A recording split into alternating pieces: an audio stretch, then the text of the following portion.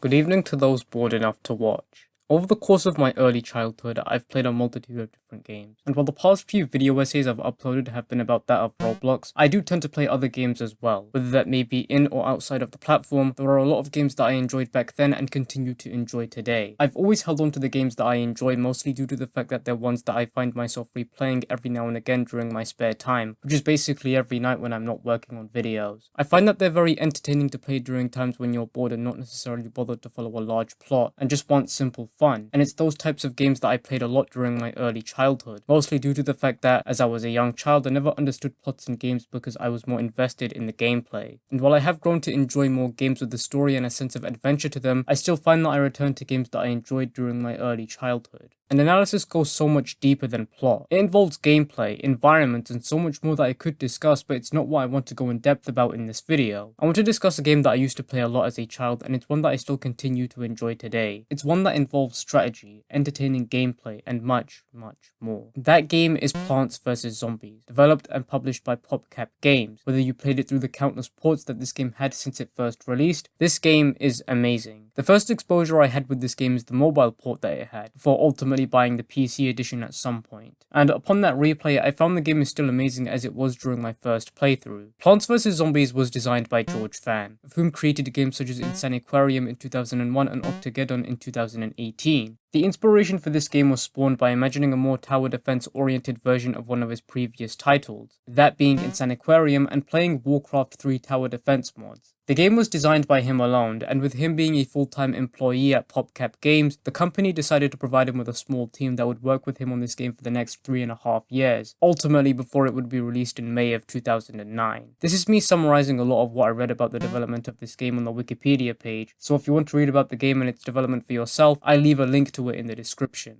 Discussion of the development aside, I like this game. As I mentioned earlier, the game has entertaining gameplay that mixes being fairly simplistic in nature while there being a lot to digest about it, with its different plants, mechanics, and zombies. This game has a good balance of gameplay and simplicity. The game allows for both enjoyability and replayability in so many ways, and it's this that I want to discuss in this video. So, with that said, let's discuss Plants vs. Zombies.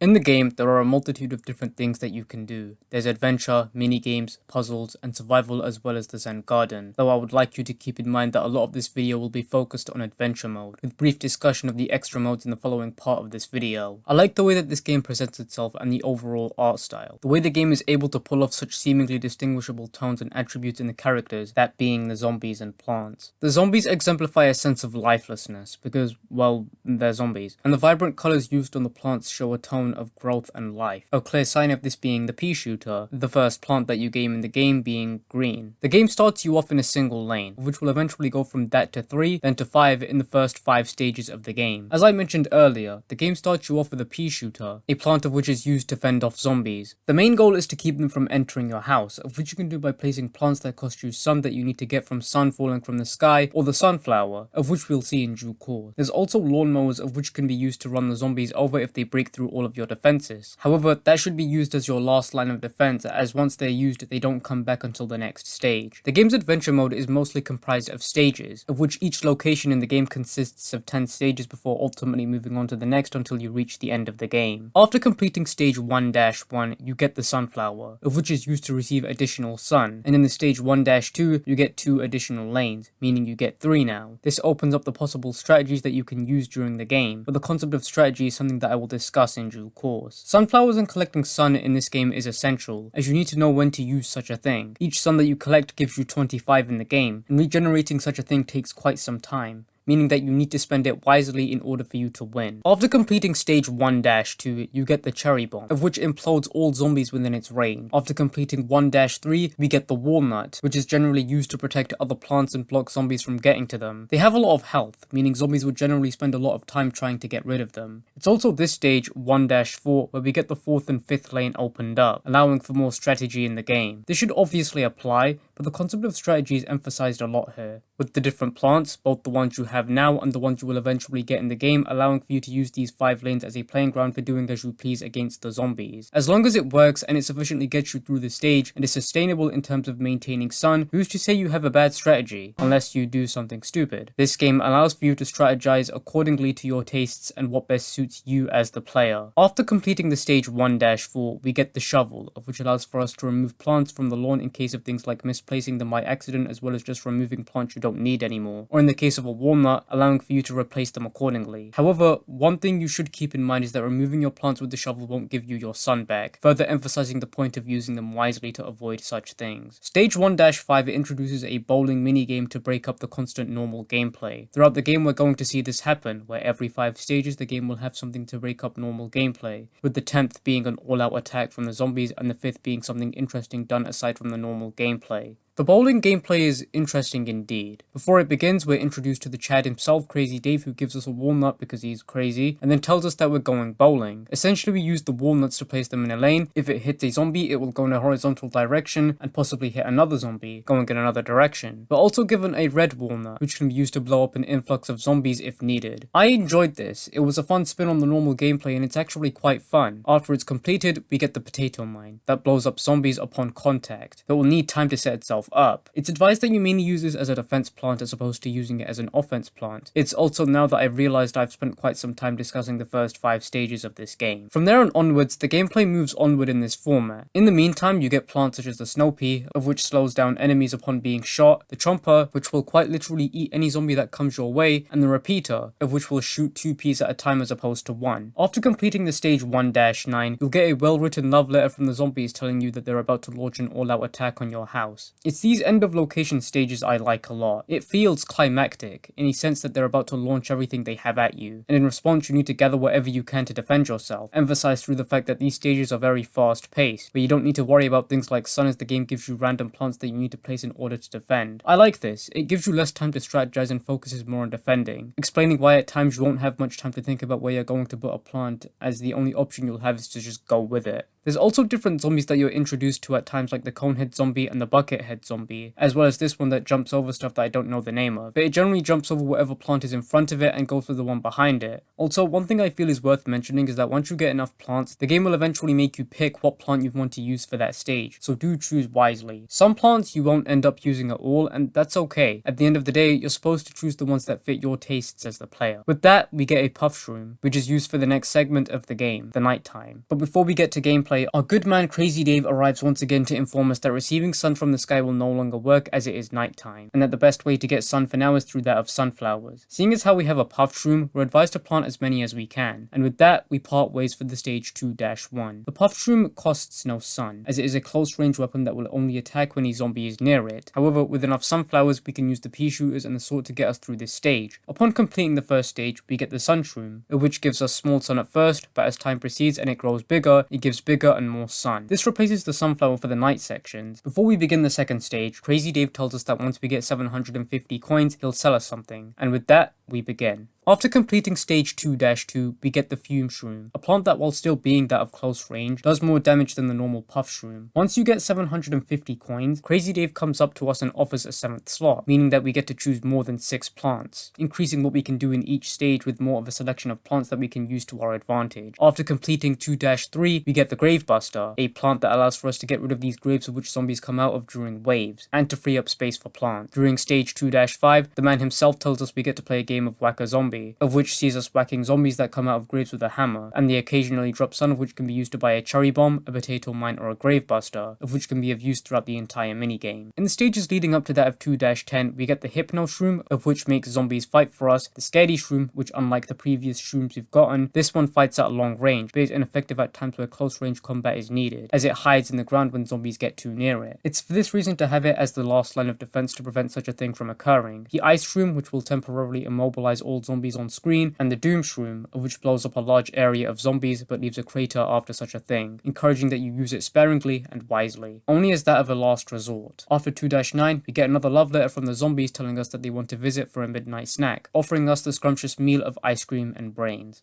How Lovely. After completing this all-out attack, we get the lily pad, which is used for the next section of the game. But before we begin that stage, the legend himself, Crazy Dave, arrives to inform us that the zombies gave up trying to attack our front yard and is now trying our backyard, and that all of the plants we got during the nighttime are ones that we can't use, mostly due to the fact that they'd fall asleep when doing so. With that, we begin. The backyard has a pool that takes up 2 lanes, meaning zombies can attack through such a thing. It adds a level of difficulty to the game, mostly due to the fact that we need to consider more on how we spend our sun, as one wrong move can leave us vulnerable. Lily pads in the game cost 25 sun, whereas a sunflower costs that of 50, meaning that you need to consider more on that basis of spending sun. I like that aspect to the game. It adds challenge while adding a new aspect to the game, that being water. Through the completion of stages 3-1 to 3-4, we get the squash, which squashes zombies upon detecting them, 3 Peter, which shoots peas in 3 different lanes but is expensive, costing 325 sun, and the tangle kelp, which pulls zombies underwater upon detection. If at some point you reach 5,000 coins, the Chad himself, Crazy Dave, will ask if we want to buy an 8th slot, which allows for us to keep 8 plants at a time as opposed to 7, increasing the possibilities in terms of strategy. That aside, after stage 3-4, we get Crazy Dave's car keys, of which opens access to Crazy Dave's Twiddy Dinkies, of which we can buy items such as that of the pool cleaners, of which are useful to pool levels, and the garden rake, which will smack a zombie in the face when they touch it. You can also buy 9 slots. Stage 3-5 sees us attacking zombies, but they're tiny and move faster, meaning that we need to be faster in strategizing what we're going to do. This is also exemplified through the fact that we're only given a small amount of plants to work with, such as pea shooters, cherry bombs, walnuts, and lily pads, meaning that we need to be quick with strategy if we want to have a good chance at surviving. I like how the game puts a new spin on these levels that both exemplify strategy while also being a break from the normal gameplay, keeping the player on their feet while also not changing things so much to the point where it feels jarring. The remainder of the stages in this section of the game see us get the jalapeno, a plant of which destroys an entire lane of zombies, the spikeweed, of which pops tires and hurts zombies that step on it, the torchwood, which turns peas that pass through it into fireballs, though if you do use this one, don't do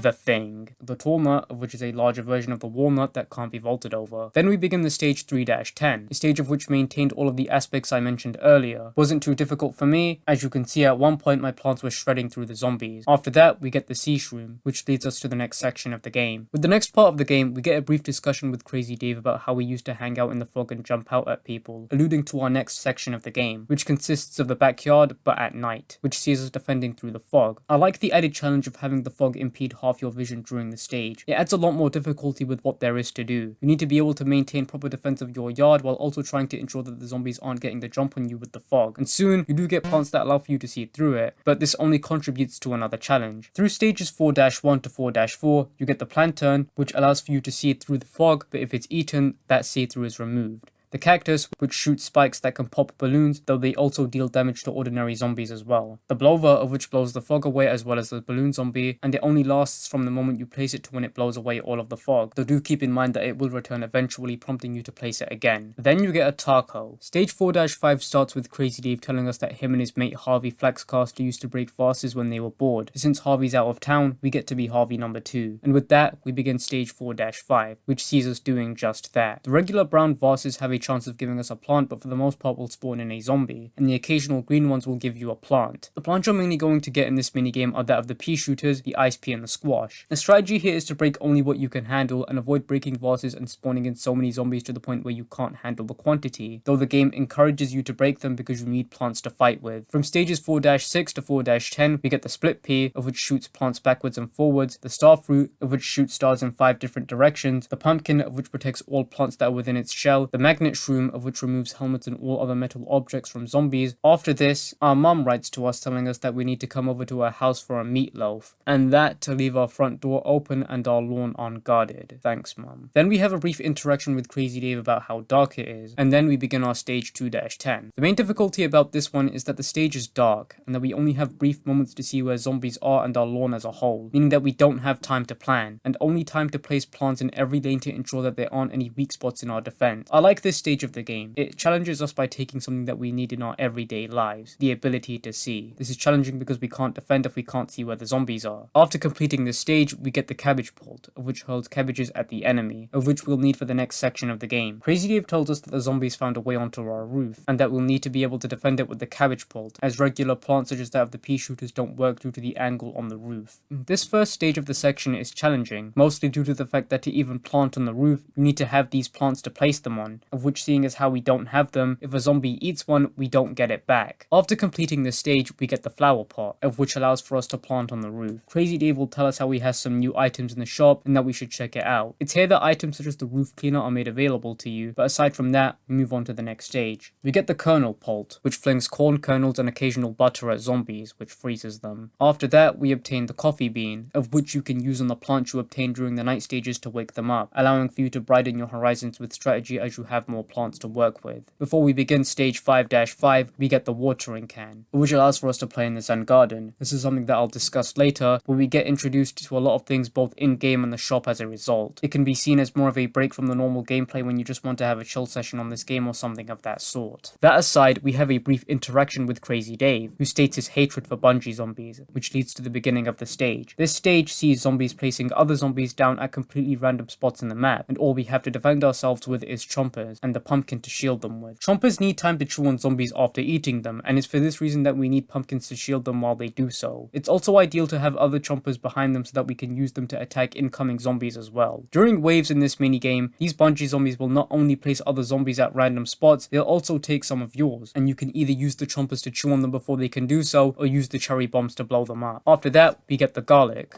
of which is used to divert zombies onto other lanes, the umbrella leaf, of which can be used to protect nearby plants from bungee zombies and catapults, the marigold, of which gives us silver and gold coins, and the melon pult, of which does heavy damage to groups of zombies. After completing the stage 5-9, we get a note that doesn't look like it's been written by a 4-year-old, and it turns out this is where they leash their final all-out attack on us. We have a brief interaction with Crazy Dave, who's trying to remember where we're supposed to hit the guy, but right when he remembers, he's taken by a bungee zombie. I guess they didn't like him insulting them earlier. After that interaction, we begin the fight. This final boss is amazing. We go up against a giant robot of which we can only see the legs as he places zombies down to attack us, while we need to scramble together whatever we're given to ensure we're defended. Occasionally he will stomp on us or he will throw a truck at us, and other times he will show his face and try to attack us with either an ice or fire attack, of which we need to counter by using the opposite plant of the element he intends to use. This fight, the music, the tone, it's amazing. This game tends to be light-hearted at times, and often it doesn't take itself seriously, but at times such as here when it does it wonderfully. I like this fight a lot. It maintains the challenge of all the previous all-out attacks while adding in something else of its own. Several, actually. After we beat him though, the fight is over, and we're rewarded a trophy, as well as the song Zombies on Your Lawn playing as the credits music. I won't play it here because I don't know if that will get me a copyright strike or not, but it's a really good one. It was charming and funny, one where you could clearly tell was made out of fun and put into the game. The gameplay of this game is one that I find amazing, as I've stated a lot in this part of the video. And now I want to discuss the extras in this game. This part of the video is one where I want to spend time discussing the extras in this game and overall talking about other things I found interesting in the game. One thing I want to compliment this game on is that of the music. This game's soundtrack is actually very nice and it's one that I like listening to. I find each song in each stage to be enjoyable to listen to, mostly due to the fact that it sets the tone of the part of the game you're playing in, is an interesting detail, and I like how even during intense moments in the game the music slightly kicks up, adding things like an extra beat or an orchestral feeling to it to exemplify that moment of intensity. Even though some of the soundtracks in this game are practically memes now, looking beyond that, they're just fun to listen to. Even parts in the game such as that of the main menu, the music is very nice. Another aspect of the game I want to discuss is that of the Zen garden, which sees you planting and taking care of your own plants, seeing them grow while watering and fertilizing them wherever necessary. It's a really nice break from the normal gameplay, and it's fun to check back after playing through a stage to make sure your plants are doing okay. I find it fun in that aspect, though if you decide to try and dedicate all of your time to the Zen garden, you'll find that it's very lengthy in that aspect, as it's mainly built for occasional breaks from main gameplay. Still, I find it to be a very fun mode to indulge in. The music's relaxing while you watch your garden and plants grow. When you return the main menu after completing the game, you can initiate a new game plus. This game allows for you to replay adventure mode, but this time you get to choose out of all of the plants you've collected throughout the previous playthrough of the game. However, Crazy Dave comes to choose 3 plants for you, of which you're unable to replace, adding further challenge as your selection is more limited than it was before. I like this. It keeps things fresh even though you're essentially replaying the adventure mode, due to the fact that the challenge here isn't to familiarize yourself with the game or something of that sort. It's trying to persevere with a selection that's more limited than it was before. There's also minigames. That of what I didn't play much of was a fun endeavor to see what kinds of things I was missing during my younger years when I'd play adventure mode and only the adventure mode. One of the minigames I played was that of Zombotany, which sees zombies with plants' heads and inheriting their respective purposes. If they have a pea shooter's head, they will fire at you, meaning you either either take the hit with your sunflowers or trade blows until you can use a walnut to shield yourself, and if it has a walnut's head, then they are more harder to kill, though do keep in mind that they can still eat you. The more mini-games you play, the more you unlock. This game has a lot of content, though within these mini-games in particular, I didn't really have much interest in playing them. There's also the Almanac, something that you can get during adventure mode that allows for you to read about the zombies and plants. It's an interesting thing to see, and while I won't go over it, I enjoyed the humor and style of writing it had. Overall, the extras in this game was interesting to see, despite the fact that I didn't really indulge in much of it. Then again, I suppose that's what several days of collecting footage would do to you. It was still really interesting to see, and in my spare time, I would definitely indulge in such a thing to kill time, at times where I don't want to spend a long time on the adventure mode and just want short, simple fun. With that, let's conclude things then. Overall, Plants vs Zombies is a stellar game. It has so much to it despite being fairly simplistic in nature. I loved playing this game again and experiencing everything, whether it was largely or not once again. This game has a multitude of different aspects to it that make it amazing. The enjoyability, the replayability. This game has it all and it's executed amazingly. This game has a main mode, that being adventure, that while not taking itself seriously still embeds a simplistic yet fun and engaging gameplay. And the game's ability to maintain a balance between complexity and simplicity is done really well. Whether you're someone looking for fun with a game that's not too complicated with its mechanics, or you're a fan of strategy, tower defense games, this game is for you. If you're yet to play Plants vs Zombies, it's an amazing game filled with endless hours of content, charm, overall enjoyability, and replayability. The concept of being able to play the adventure mode again is probably one of the most intriguing parts for me. Those 3 plants that you'd inevitably have to make use of, due to the fact that it may be a last resort or something of that sort. This game is worth your time, and time again, I enjoy this game, and I think it's amazing. Good evening to those bored enough to watch. Plants vs Zombies is a game known for a lot of things, such as its music, gameplay, art, and many more. However, one aspect that I've been somewhat fixated on over the course of the last few weeks is how replayable the game is, particularly with New Game Plus, which I will be talking about in this video. Before I move on to that though, I do want to clarify that I won't be discussing any of the mini-games or anything of that nature in this video. I think that they're interesting and well-created pieces of side content, but for me they were always something to indulge in when I needed a break from the main game. So in this video I want to discuss what I think makes this game endlessly replayable. So with that said, let's discuss Plants vs Zombies.